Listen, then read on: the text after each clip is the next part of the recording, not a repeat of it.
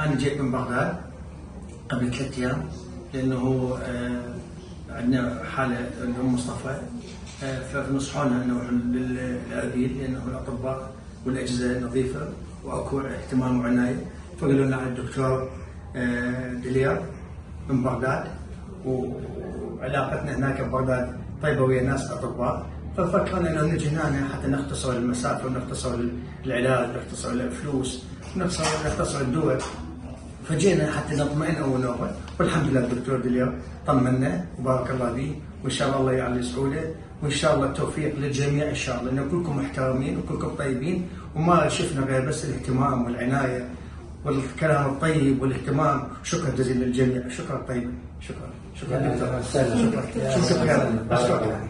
أنا سعيد إني التقيت فيك، كنت أسمع أخبارك وكنت أسمع عنك، إن شاء الله التقيت فيك وحبيت أجعل لك أما تجيب، شوف جبت مثل الأم والبنت حتى نطمئن وطمنتنا. شكرا أهلا وسهلا، وإن شاء الله نجيك إن شاء الله، إن شاء الله. شكرا دكتور. میهرەبانی دڵسۆزی و لێزانی